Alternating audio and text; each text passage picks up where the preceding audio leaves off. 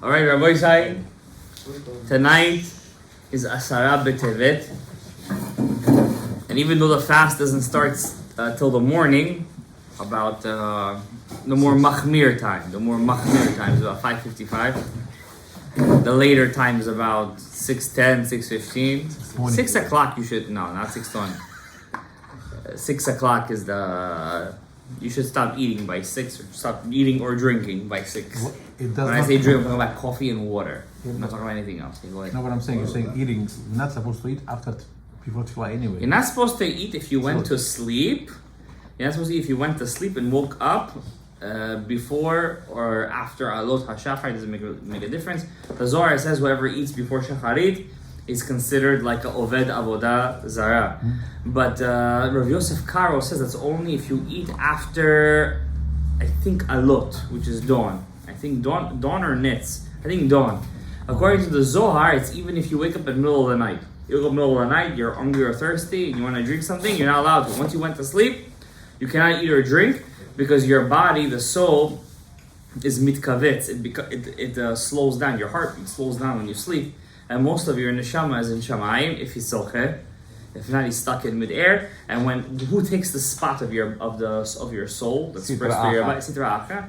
And therefore, when you wake up, you do Netilat Yadayim, take him out of there. The Netilah takes him out of there. And whoever eats before he prays, he's basically feeding the Sitra Acha. So the Zohar compares it to an Oved Avodah Zara. Therefore, we shouldn't eat, or according to the Zohar, you're not allowed to eat or drink at all. If you went to sleep and then you woke up, doesn't matter before dawn, after dawn. Shulchan Aruch is a bit more mekel, but once again, that's pshat. It's not sod, right? There is recorded halacha that Rav Chaim Vital, when he wasn't feeling well, he used to eat before tefillah. He used to drink a coffee with milk and sugar. For that was considered eating. To have some milk in the coffee. All right, anything that's mazin et aguf. But why are we saying this right now? A person during a fast, when he wakes up before midnight, he's allowed to eat or drink. Why is that? Because he's not eating and drinking for the whole day, and when our bodies are not as strong as they used to be back in the day, and you need your energy. And it's better to eat and drink a little bit, at least drink water, than to break the fast. Why? If you break the fast, you're considered that you're not joining Am Yisrael in their Ta'anit Tzibur, in their communal fast. And technically speaking, halachically, a person doesn't have to mourn for a person like that dies. If a guy doesn't fast in all the fasts of Klal Yisrael, he doesn't join in Klal Yisrael in their time of mourning, in their time of happiness, whatever the case is, he doesn't want to join with us. He's not considered part of Klal Yisrael. We don't have to mourn for that kind of guy. So therefore, it's a good idea to keep the fast. It's the shortest fast of the year, Asara B'Tevet. Before we're going to explain what this fast is, I just want to say that our shiur is Le'ilu Nishmat Rivka Bat Esther, Ruach Hashem Tiniche Began Eden. Amen. So what is the fast Asara B'Tevet? Asara B'Tevet, the 10th of Tevet, is written in the book of Zechariah, which is there were 3 last prophets, Zechariah, Malachi, and Haggai. I'm not in that order. Haggai, Zechariah, Malachi. And they prophesied a couple of things. One of them prophesied an Eliyahu HaNavi coming at the end of the days. Behold, I am sending you Eliyahu HaNavi. That's the last prophecy we ever got. That was Malachi. He also prophesied that in the time of Gog and Magog, the only people that will live are the ones that will be written or inscribed in the book. What is that book? We don't really know what that book is, but apparently there's a book in Shamayim where all people that will survive are inscribed in that book. Zechariah prophesies the building of the Beit HaMikdash. From the Pshat, it's the second Beit HaMikdash, but La Pia Sod, it's the third Beit HaMikdash. He prophesied about it. And he also prophesies what we see today. It's happening right now. You're living a prophecy that Yerushalayim will be without walls and it will spread. Keep on spreading and spreading. And we see that today, that Yerushalayim is spreading from town to town to town to town. Jerusalem is a very big city today. Back then, Jerusalem is what you see in the old city. That's in those walls over there. My mind is like, what do you even have over there? It's nothing. But today, Yerushalayim is a huge city. That's one of the prophecies of Zechariah. And he also prophesies that the Beit HaMikdash will be built by a man called Zerubbabel, ben Shaltiel, Pachat Yehuda. Then there was the prophecy of Haggai. In the prophecy of Haggai and Zechariah, one of them, I think Zechariah, he prophesizes that the fast of Asara B'Tevet eventually, which is today, will turn into a day of festivities.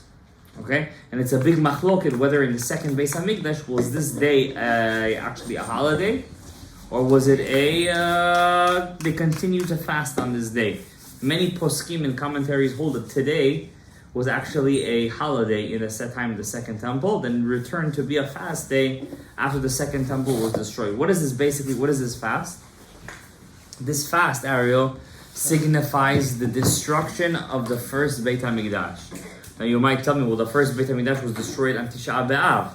The answer is that's not true. So you guys don't learn the prophets. You guys don't learn the prophets, which is one of the greatest destructions of the modern day era of the Jewish people. They don't teach the prophets in schools today. Why? It turned into a woman's thing. Women learn Navi, Nevi'im and Ketuvim, right? And they don't really learn it correctly. And why come the Jewish people today don't learn Navi? Because when the Reform Jews just started, their idea was to turn the Jewish people into Torah shebichtav. You only learn the written Torah. So the rabbi said, stop learning the written Torah. 5 books of Moses is enough. And then we jump to Mishnah and Gemara. So 5th grade, 6th grade, we already start learning Mishnah and Gemara. And the Navi and the Ketuvim, they keep a back seat, which is such a big avlat to Klal Yisrael. Why is that? Because all the Musar of Klal Yisrael is where? In the prophets. All the Musar. If we would learn Musar correctly, trust me, half of the people that would do Averot today would not dare to do anything. The power of the Navi is so strong that it's something that it's a Misilat Yesharim, it's Nefesh HaChaim, all into one. Now, the Navi says that the first Beit HaMikdash, in 2 places it contradicts itself. The first temple was destroyed on the 7th of Av. On the 7th of Av. And then another Navi says in Yirmiyahu that the first Beis HaMikdash was destroyed on the 10th of Av. What's missing? The numbers in between? The 9th of Av. We all grew up learning the Gemara that says the first temple was destroyed on the 9th of Av. The second temple was destroyed on the 9th. But that's not what the Navi says. The Navi says the first temple was destroyed on the 7th of Av. And then another prophet says it was destroyed on the 10th of Av. Menachem Av. So what is the whole Tisha B'Av? We're all crying for Tisha B'Av. We all read the Rashi. The first temple was destroyed. The second temple was destroyed. The Spanish Inquisition. Come on. What's the Pshat? Elama. The real answer is the 7th of Av. The Babylonians broke into the first temple and they had a 2-day party over there. 7, 8, and on the 9th day they started a fire, and the fire burnt from the 9th day and it completely burned down the temple on the 10th day. So before the Babylonians destroyed the temple, the Bavliim, the Nebuchadnezzar's people, they had a first party over there. Why? It was a beautiful place. It was gorgeous. King Solomon's temple was one of the greatest majestic beauties of the world, one of the 7 wonders of the world. So which one? Understand? So the second temple started the burning also on the 9th of Av. But the first temple started to be desecrated on the 7th of Av. What's the 10th of Tevet, which is tonight, starting tonight? Tonight is the night that Nebuchadnezzar, the king of Babylon, he started the siege on Jerusalem. Tonight he started a siege on Jerusalem. And why is that very important? The siege was the beginning of the destruction of the temple. When Hillel HaNasi, there is the hierarchy of the Nisi'im. They were the kings of the Hashmonaim. The Jews didn't listen to them. The Jews loved the Nisi'im, the presidents of Klal Yisrael. So the last president the Jews ever had was a guy called Hillel. A guy. He was in Amor, not Hillel HaNasi. His descendant, 11th generation for him, his name was Hillel Nisi'ah. He was the one we have to thank for the calendar today. He set the calendar today till the end of time, till Mashiach comes. Why does he need to make the calendar? There is a halacha in the Torah, you can't make a calendar by the Jewish people unless the Sanhedrin say, Mikudash. It's holy. If the Sanhedrin don't say Mikudash, you can't make a calendar. So what did Hillel HaNasi do? Nisi'ah, I'm sorry. He saw that the Am Yisrael was going under decline. He, with his Sanhedrin, they made the calendar Kadosh till Mashiach. Hillel Nisi'ah. But they didn't have a calendar before? They had, but it was month by month it would go. Month by month. Every month witnesses would come. They would say Kadosh, full moon, new moon, and they would say Mikudash, Mikudash, right? And they would make the moon.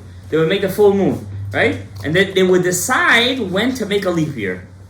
But he made the calendar till Mashiach's time. He made it holy. No more witnesses. No more. And then obviously the last yeshiva was destroyed in Jerusalem and Tiberia, and there was no more yeshiva. And Am Yisrael was out of Israel for a very long time until they came back. We see in the time of the Rishonim. Now what happened? When Hillel HaNisi'ah made the calendar, he made very careful that this day, this fast, would never fall on Shabbat. He was very smart, and he made sure that this fast would never fall on Shabbat. And the reason is, this is the only fast besides for Yom Kippur, that if it would fall on Shabbat, you would have to fast. You would have to? You would have to fast. That's why if this fast falls on a Friday, we fast until Kiddush.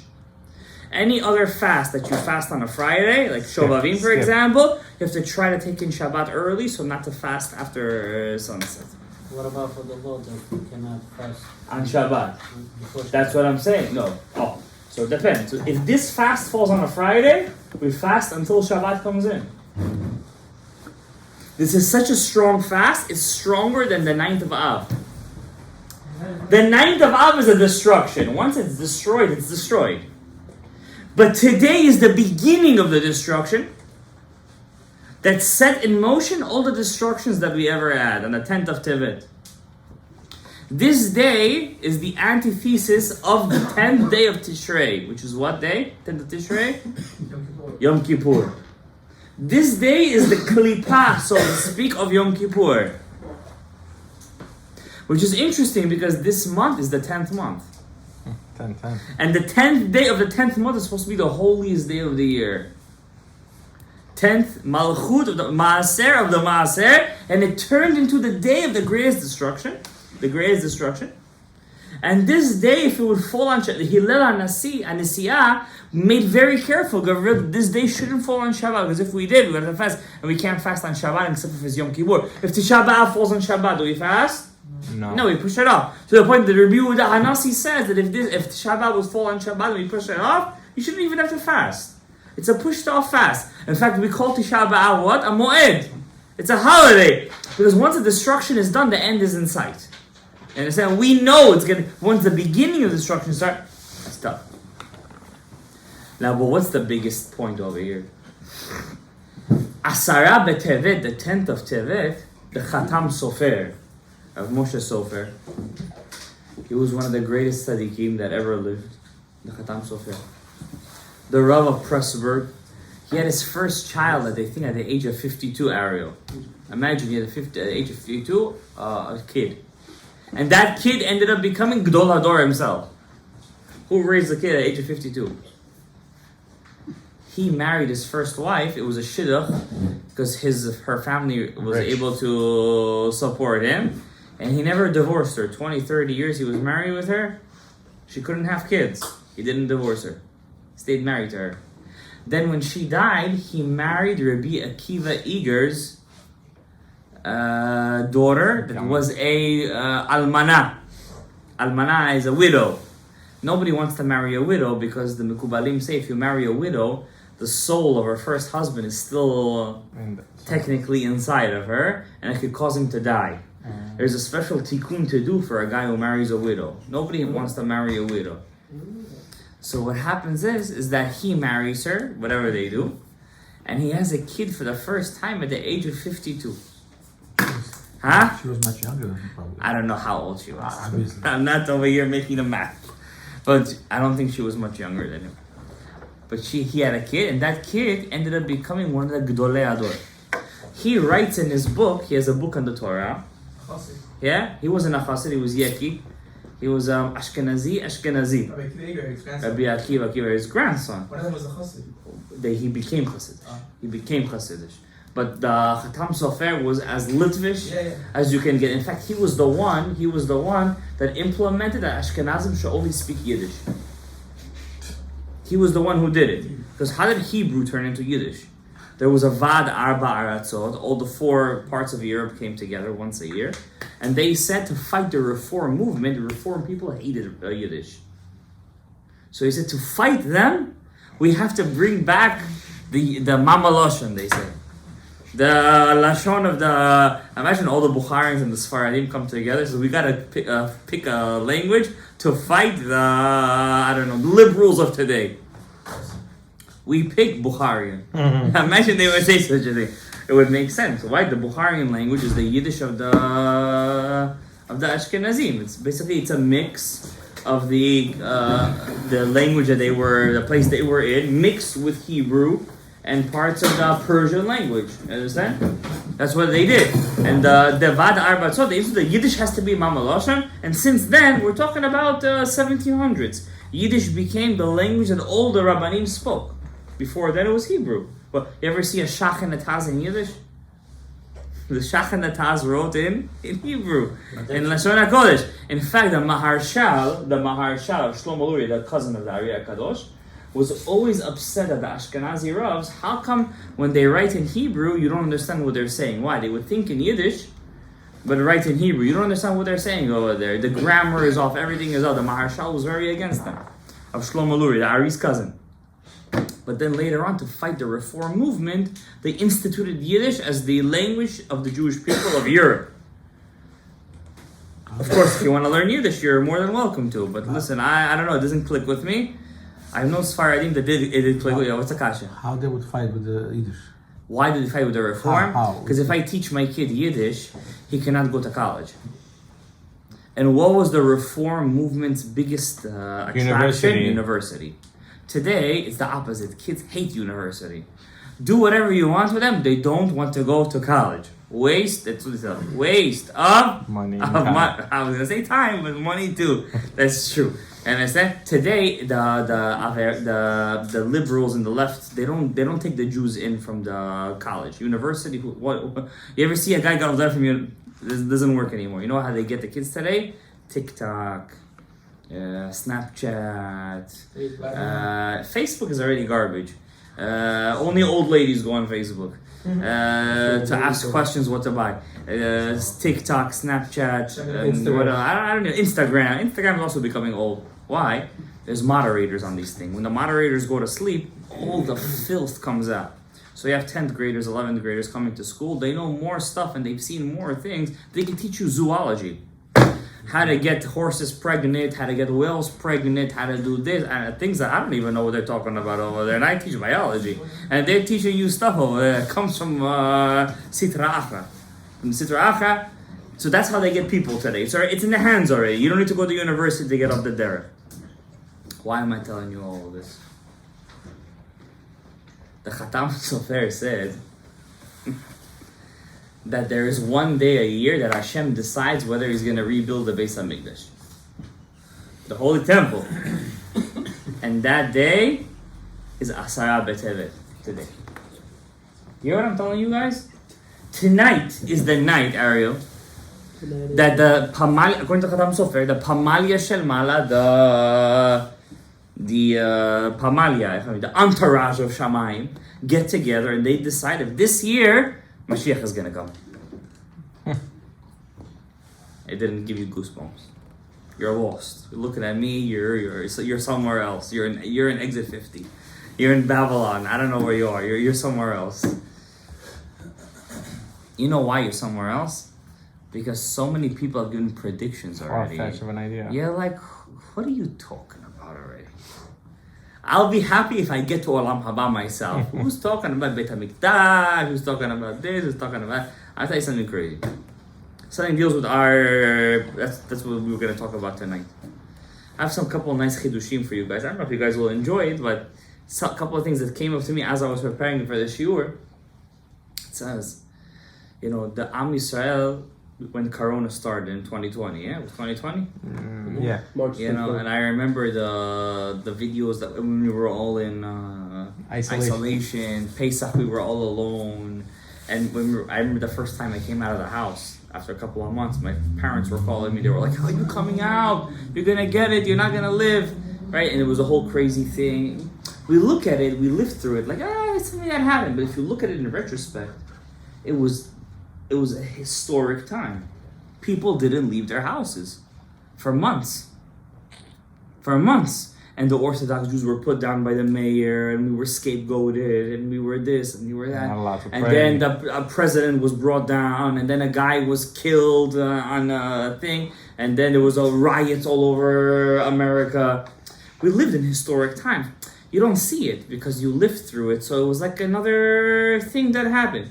Imagine how we look at the Chorban Beis HaMikdash and how they looked at it when they were living through it.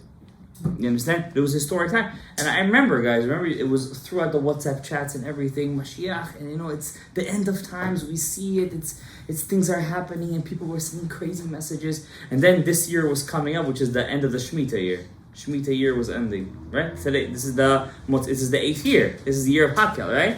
And the Gemara says, "En Ben David ba." Ben David doesn't come, ela b'motzei Shvi'it. Only on the year after Shemitah. And this is the year after Shemitah. Right? And people kind of, they forgot about it. But it's a prophecy inside the Gemara. En Ben David ba ela b'motzei Shvi'it. And we became cold for it. And it's a prophecy in Shir HaShirim. Shir HaShirim says, if you look at Rashi in Shir HaShirim, Rashi says over there, I forget which chapter, it's small so you can find it quick, that Klal Yisrael is a nation that's been known for so many tragedies, so many up and downs, so many crazy me'orot, so many scenarios, that we already became Numb. We've become numb. We don't feel it anymore. You understand? We go through so much as a nation. Every time it comes, something crazy, we're like, this is it! And then it doesn't happen, we're like, whatever. And we want it so bad, because you guys sitting in this room, you guys are part of a group of a select people of maybe 2-3 million. In the whole world of 8 billion, the world hit 8 billion this year. The world hit 8 billion. India surpassed China.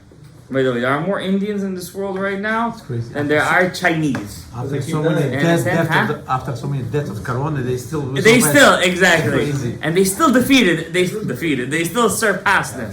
And after 8, you're part of a group sitting in this room of maybe 3 million. I'm giving a good number of people that are Shomer Torah and Mitzvah that still learn Torah. You guys are a group of 3 million that keep the world standing. That are low. You guys are Maccabim. You guys are modern Maccabim. And we've become so numb to the idea that one day Hashem, Bayom Yeh Hashem Echad, Shmo Echad. What does that mean, Bayom Yeh Hashem Echad? Can I tell you what's the whole point of this 6,000 year exile? The whole point, and the reason rabbis don't talk about it, mainstream rabbis, because they'll make people crazy. The whole point of this world is that one day a guy will get up and say, everything that happened wasn't a coincidence. That's the whole point. There was a creator behind everything. Everything was for a reason. Why there was not is? Because today, no matter how much you believe in it, still you believe that things just happen. Some doubts. There are doubts. Will you believe that I moved a Coke bottle from here to here, that the Malach Safrikel in Shamayim had to sign off on that on Rosh Hashanah? Not really. Not really. Will you believe that you missed that red light because the Malach Safrikel and Rosh Hashanah of the year 5783 signed off? No. Okay, you might believe the bigger things in life.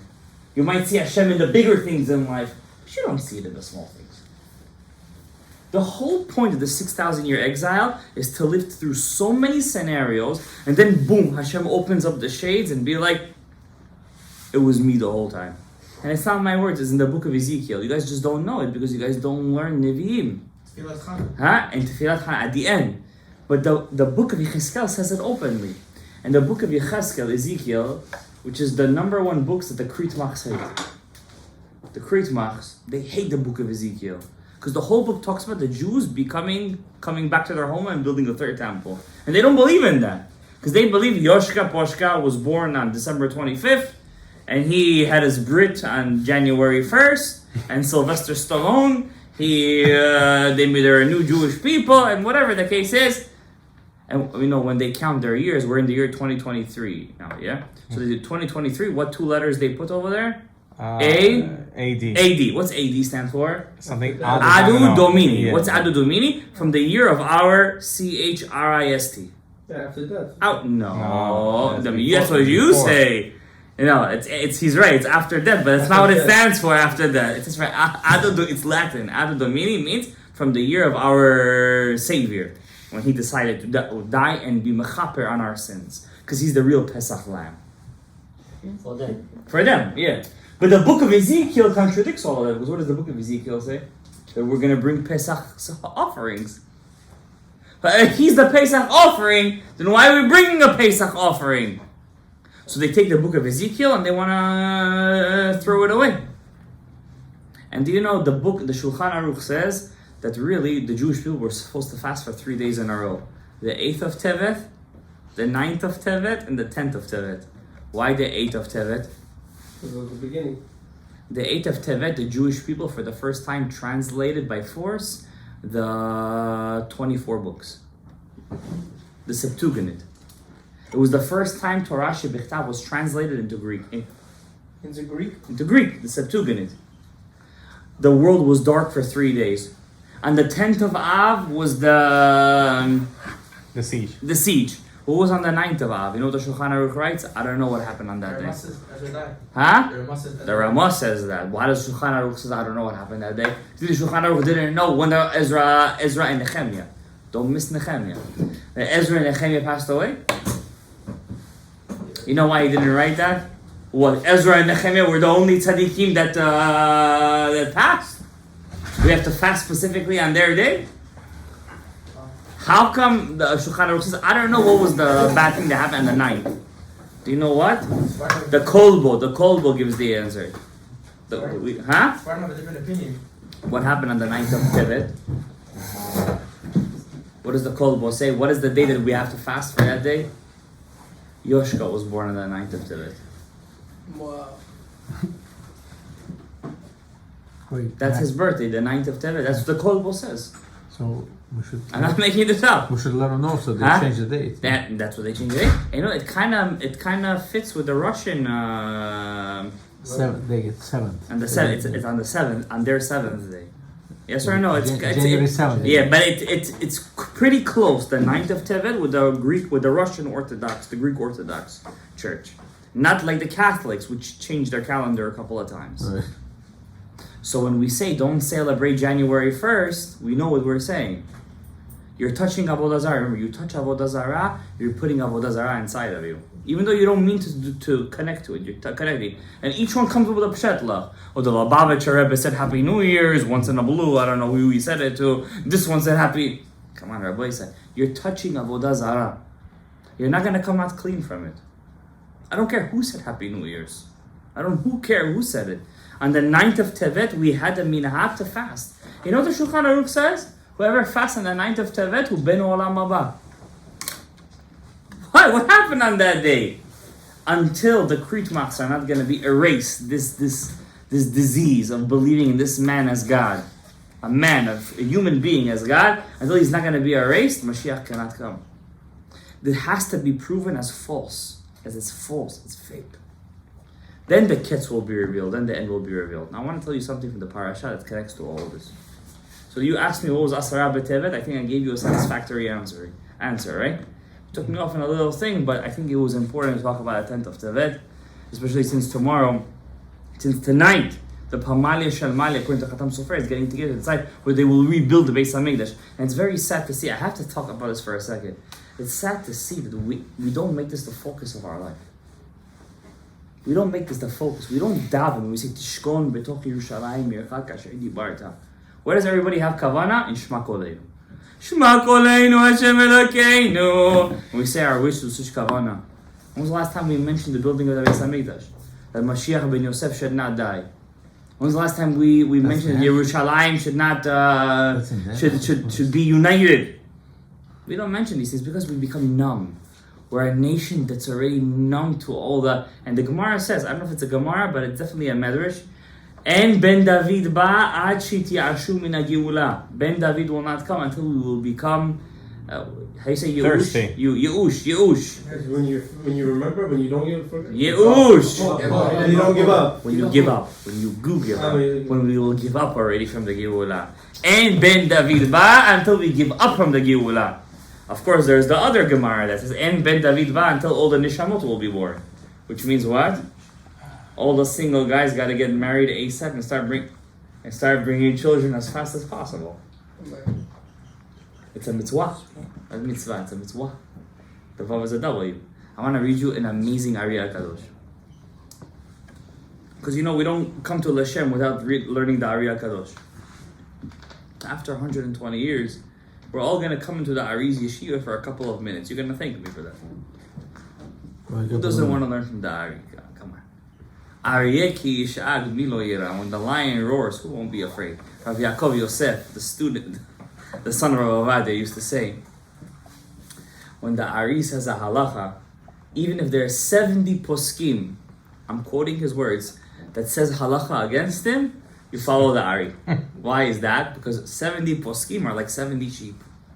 But one Ari, what's an Ari? Lion. It's a lion. When the lion roars, you can have 100 sheep and they all run away. The Ariyah Kadosh is, this is our birthright. You understand? It's our, if I would tell you how the Geula, how the redemption, tonight's the SR today, how it's incumbent on the study of the Ariyah Kadosh. And it's such a shame the yeshivot are not open for this, to teach these things authentically. Because a lot of people out there teach this and they mix a lot of science into it. Science. Talking about science, Elon Musk, the guy who just lost $200 billion, first person to ever lose $200 billion, he just said that Dr. Fauci, the guy with the corona, he's a fake scientist. Okay, goes to show how the world of the kuf, the world of the monkey, because they all believe it came from monkeys, it's all a bunch of kufim, all a bunch of monkeys. Okay, they all go up against each other eventually. All right, we just have to sit back, watch, and have to say Baruch Hashem Shelo Asani. Good. Thank you very much. All right, it says over here, this week's parasha. You like that one, huh? It says over here. Gam Amarli Morizal, my Rebbe told me. Rabbi Chaim Vital's Rebbe's diary. Kishlosha Shamu Binyan Ketz. 3 men heard when is the Ketz? And When is the end? For this I really need my board, but whatever. I try to do without a board. Harishon. Spasiba. Yaakov.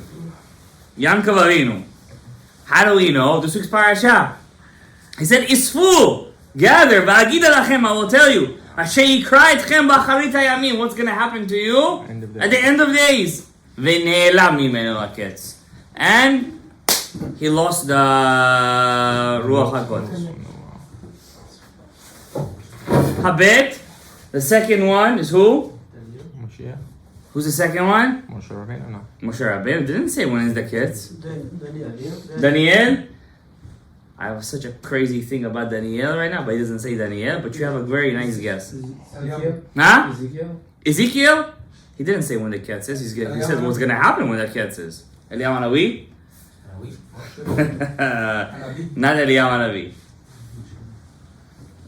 When did he say when's the Ketz? He didn't say when's the Ketz. Don't put on him stuff. He has enough of a job to do. Eliyahu. Anybody know? Interestingly speaking, Shmuel Hanavi. I was going to say. Samuel the prophet. When did he make a mistake with the Ketz? When he saw David HaMelech's older brother, he said, Neged Hashem Mashiach, this is the Mashiach. And the oil didn't come out of the horn. It was a horn. Shaul got mashuk with the jug. It wasn't the same level. A horn is more chashuv.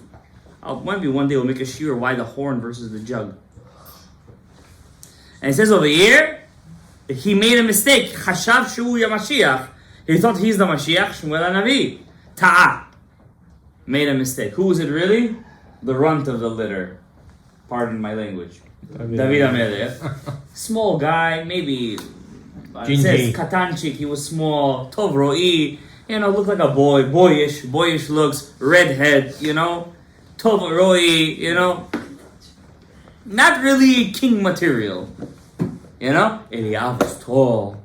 He had presence. You understand? No, Hafuch. Eliyav wasn't Krasavchik. He was handsome. He was a giver. Full beard. He was a warrior. A seasoned warrior. David was he didn't look the job. Shmuel made a mistake. Who's the third one? Anybody know? Jewish trivia. Who's the third one that made a ta'ut in the Ketz? Shkoyach. From left field. Rabbi Akiva. The bet really is the letters of the lips. When we say vet, for example, vet, that's really the wrong way of saying it. We just lost the way of saying it correctly. The letters of bet, vav, it's really wow with a W, the lips. Mem and fei, it's not really fei. They're all letters of the lips. We just lost the way of saying it correctly. Sometimes I throw in a little, temani digduk in there. I'm not saying I'm perfect at it, I'm not, but Baghdadi. You understand? Baghdadis were the originals too. They have Masoret all the way till the time of the first Beis HaMikdash. Too bad nothing is left over there. How did Rabbi Akiva make a mistake? Anybody know? Who did he think was Mashiach? Bar Kochva. Or as the Ari calls him, Ben Koziva, the son of Koziva. Chashav shu Mashiach. He thought he was Mashiach. Who? Ta'ut Yaakov. This is the same mistake of Yaakov. Explain. How did Yaakov and Akiva, and the Ari says that's why they have the same name. Yaakov, Avinu is Rabbi Akiva. And they both made a mistake, lirmoz, to tell us, Tita'utam Shaveh. All three of them made the same mistake. About Mashiach Tzidkeinu, about the Ketz, about the end. So I'm going to ask you guys a question. Some questions we won't answer tonight because we just don't have enough time. Some questions we'll try to answer tonight. Birshutchem. Question for you. How did Yaakov make a mistake? He didn't say nothing. He wanted to tell them when Mashiach is coming. Ne'elam mimenu haketz. What do you guys say? Huh? He took away his Behira. I'm saying take away. If you said it would take away our Bechir, it would have sinned the end of the How? It would have sinned the end of the I don't agree with you. But you move. How come I don't agree with you? If I tell you Mashiach is coming in another 40 years, 40 years, are you going to tell me right now you're going to party for 40 years? No. You're not. Why? Because you're not going to live forever. You're going to die. You're going to go to Olam Haba. You're going to pay for it. Yes or no? So why are you saying that? You're wrong. I don't like that answer. Where do you think Yaakov Avinu made the mistake in the Ketz? He didn't make a mistake. He just ne'elam mimenu haketz. Why do you think he made a mistake? He's going to tell his sons. Huh? He's going to tell his sons. He's going to tell his sons what? When it's going to be. And then so what? He didn't tell them at the end, so why is it a mistake? Why does it come back in a Gilgul? As Rabbi Akiva. I mean, he says Rabbi Akiva and Yaakov are the same. Same letters. Where does Shmuel fit in here? I don't understand this Ari. He gives us 4 sentences. I don't even know what in the world he's talking about. Rav Shimon Agassi sends us to the end of the book. He says the same exact words. I don't understand. How did Yaakov make an Avera by saying the Ketz? Answer me this question. First tell me what the Avera was. He didn't say anything. Anybody did Shtayim Mikra this week? Till the third Aliyah. Till the third Aliyah. No, I'm talking about more to the 5th Aliyah. I can only tell you what I think. Because I've searched for this question. I couldn't find any Mefarshim that speak about it. What do I think was the mistake of Yaakov? I'll give you a hint. The whole parasha, and we've talked about this before in our Saturday Shiurim, the whole parasha doesn't mention God's name. Only in the language of Elohim. Only one time Yaakov mentions Yud Kei Vav Kei. By which Shevet? Which Shevet? By which Shevet does he mention Liyishuatcha Kiviti Hashem? Judah. Shimon? Dan is the correct answer. Should know that Dan. By Dan, by all the Shvatim, he says Kel, Elokim, this, all the names of Hashem. He doesn't mention Havaya. Only in Dan does he mention Havaya. And where does he mention Havaya? Who is he talking about when he blesses Dan? Shimshon. So the Mefarshim say he saw Shimshon in Ruach HaKodesh, and he thought he was what? Mashiach. And he said to him, Lishu'adcha kiviti Hashem. But he was wrong. He wasn't Mashiach. He's supposed to be, though. That's what you're saying. Who said he was supposed to be? I mean, the correlation between Shimshon and Adam Rishon are uncanny. And he had a neshama of Nadav and Avihu inside of him, which makes him an even bigger neshama. And he did a one-man war like the Ketz. He was a Nazir. True. He didn't drink wine. True. But He didn't come from Nazir? he didn't come from Yehuda. I'm sorry. Nobody ever says that Mashiach has to be a descendant of Yehuda. The king has to be from the descendant of Yehuda. Doesn't mean that the chosen one that's going to fight the wars, that's going to finish the job, will be from Yehuda. Plus his mother was from the tribe of Yehuda. Shimshon's mom was from the tribe of Yehuda, the Solfonit. Okay, and we see the story how Yehuda and Dan play together in the same story of Shimshon. You guys just never learned it inside, so you guys don't know the story inside. The book of Shoftim, it's the second to last story if you ever want to look into it. I would say just learn it with the Torah anthology. It's very beautiful. So why do you think Yaakov made a mistake? Rabbi Isai? It's Pashut. Shimshon finds a one-man war against the Plishtim. Who are the Plishtim today? Palestinians. The Palestinians. Plishtim, Palestinians. Where does Shimshon fight the war? Where do the Palestinians live? Where's all the rockets coming from? Gaza. Where does Shimshon fight the last days? In his last of his days? In Gaza. What's the last story in the book of Shoftim? The last major Shofet in Shoftim? Shimshon. His job was to finish, though, and that's what he wanted to do. Yaakov sees him and he's like, this is the end. Who is the Gilgul of? Adam Arishon. I mean, Shimshon is Adam. Adam is the son. Shimshon means the son. He's a Nazir. He doesn't drink wine. Adam drank from the wine of Etz Hadat. He doesn't drink any wine. Doesn't drink any alcohol. He makes an Avera with the woman. Adam Arishon marries the second Chava. Shimshon marries who? The first Chava, Delilah, is Lamed Yud Taf herself. He takes her, he fixes her. And who messes him up? She messes him up herself. So he looks at him and he's like, he's the last, he's the end. But he makes a mistake in the Ketz. He doesn't get it right. So the Ari says, Ta'ah. That's not my words. The Ari says Ta'ah. If he forgot the end of days, okay, he forgot. That's not an Aveira to forget. Unless he got their hopes up high and then he didn't say it. But what did he say? Ta'ah, he says. What's Ta'ah? Ta'u. What's Ta'u? What's Ta'u, guys? It's a mistake. He made a mistake. He made a mistake by Dan. Where does Yaakov Avinu come back in a Gilgul and fix the mistake? He made the mistake by trying to tell them when it comes. When does he fix it? And he seals the Ketz. Anybody know? I'm turning to Shara Gilgulim, and this came to me today while preparing the Shir. I have another big chidush about this, but maybe we'll save that for next year. Gavriel, you're missing it. Shoresh Yaakov Avinu. Who are the souls that come from Yaakov Avinu?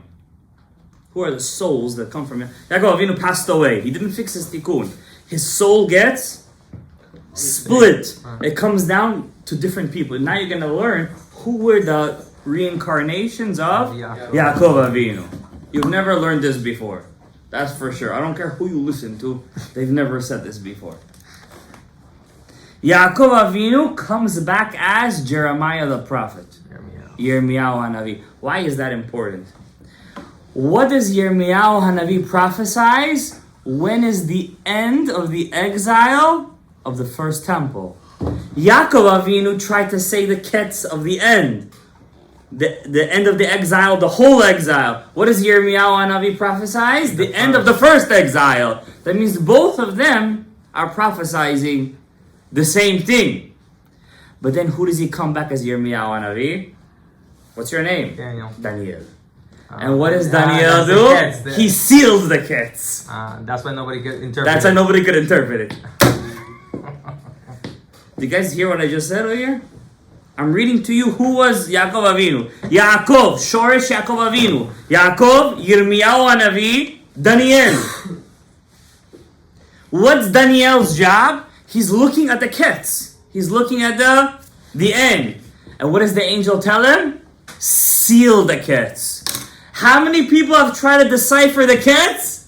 Since the beginning of the book was written till today, everybody gave a date. Nobody got it. Because Yaakov Avinu came back to fix the mistake that he did. We're trying to reveal that. And by trying to reveal it, and now he reveals it as much as you could believe. But the angel tells him, seal the Ketz. And Daniel is Yaakov Avinu. The next person is even bigger. The bigger Chidush. Daniel doesn't finish his job. Who does he come back as? The next Gilgul of Yaakov Avinu. Each one fixes what he could fix. We have the era of the Jewish people when they come back from the second temple. There's the 120 men of the Great Assembly. Who are they? Anshe Knesset Hagedolah. Who is the last one of them? Shimon HaTzadik. Shimon HaTzadik Misharei Knesset Hagedolah. And he said three things: make many students, make a guard to the Torah. Right? Shimon HaTzadik passes away, he has a student. The first rabbi with a Greek name. What's his name? Antigonos. Ish-Socho. You can't forget that name. Once you learn Antigonos. Ish-Socho, the man of Socho. Who is Antigonos? The Gilgul of Yaakov Avinu. He has two students who start off the destruction of the Jewish people that are till today. Tzadok and Baitos. So right after Daniel is... After Daniel is Antigonos Ish Socho. Antigonos Ish Socho says, don't serve God to get a reward. Serve God because that's your job. What do you mean? I'm not going to get any golden pot at the end of the rainbow? Nothing. I don't want to serve him for nothing. I have a job to do. I want to get paid. But if you serve him for that, you're the second class citizen. So Tzadok and Baito says, all the rabbis do pud. Only believe in the written Torah. I don't believe in the oral Torah anymore. All the rabbis are fake. Tzeduki and Baitusi. Two people, Tzeduki and Baitusi. Tzadok and Baito start off a stream of Tzeduki and by Saddusi and Baitusi. And Antigonos is who again? A Gilgul of who? Or Nitzotz of who? Yaakov Avinu. Remember when Yaakov Avinu, I love saying Yankov, I don't know why. That extra nun in there gives me that. Yaakov Avinu, remember when he was sending Yehuda to get some of that food? Remember? Yeah. First Reuben gets up. Right. Reuven, Bechori. I have such a crazy chidush about Reuven getting the first blessing, even though he wasn't the Bechor, technically speaking. He wasn't? He wasn't. He got it out. He lost it. So Shimon got it. No. Joseph did. He got two portions in the land. Joseph got the double portion. Ephraim and Menashe and Ephraim.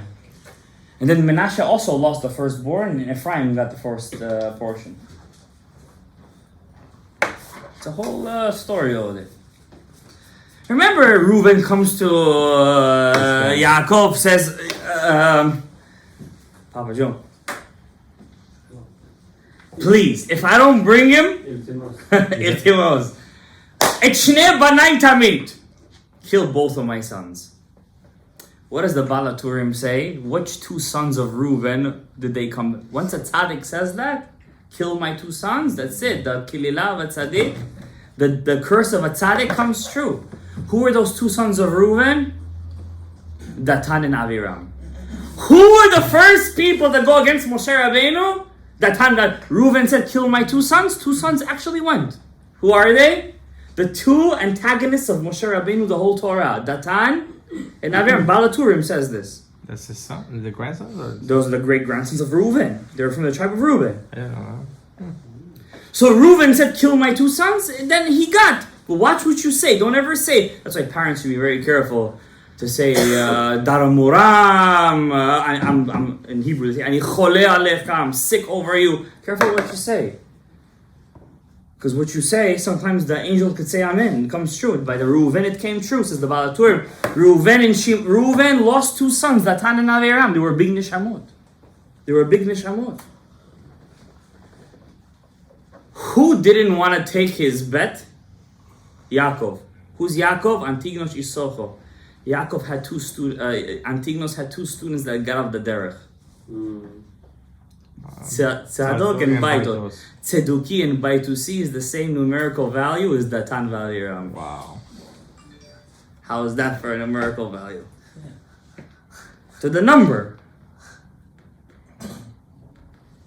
Tzeduki Ubaitusi is Datan. And what did Datan Valiram say? We don't believe in the oral Torah. Who's Moshe? We believe in we saw Har Sinai. What did Tzadok and Baito say? Same thing. We don't believe in the oral Torah. And who's the Rab? We don't believe in the written Torah. And who's the end of the Ketz? When those Zukim and Baitosim, which turned into the Reform and the Kama and all the Libra, when they're going to be gone, then the Ketz is going to come. Unbelievable stuff. Wow. So, we're going to end over here. Nobody could ever know the Ketz. Daniel, which is Yaakov, he sealed the Ketz. No matter any date somebody gives, every day, achake lo. We believe he could come every single day. We have to do our job until then. We cannot say, Rav Uri Zohar, Zecher Tzadik Losh Levracha, passed away as soon as his 1 year. He used to say, it's very bad when people speak about it too much. Why? People say, oh, Mashiach is coming. I don't need to get married. Mashiach will make he'll make my shidduch. Mashiach is coming. Why buy? Why sell? Why make business? I'm going to soon go to Israel. Mashiach is coming. I don't want to do anything. What do you want? You want to be a couch potato? Adam, this is the words of Uri Zohar. Adam la'amal yulad. We have to work for avodah.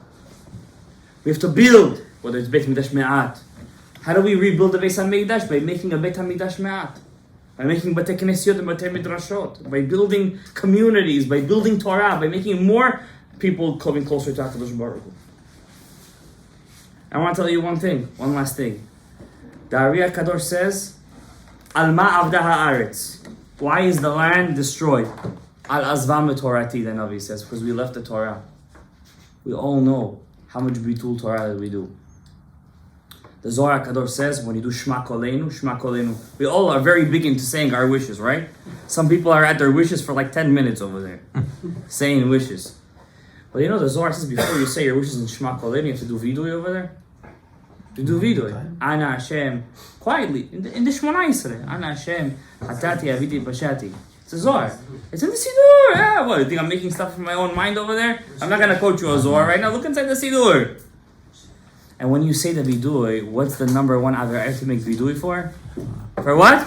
Lashon hara. Who are you saying Lashon hara about? Bitul Torah. If your mouth is busy saying Torah, there's no time for Lashon hara.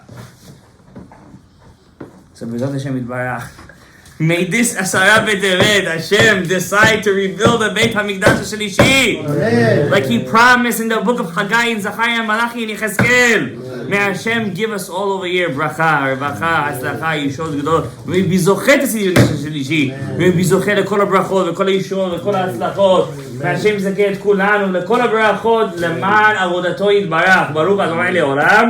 אמן ואמן. רבי חנניה, מלך השם אומר, רצה הקדוש ברוך הוא לזכות אש אחר הנקל זמן צגדו. יד יתויר וידיר.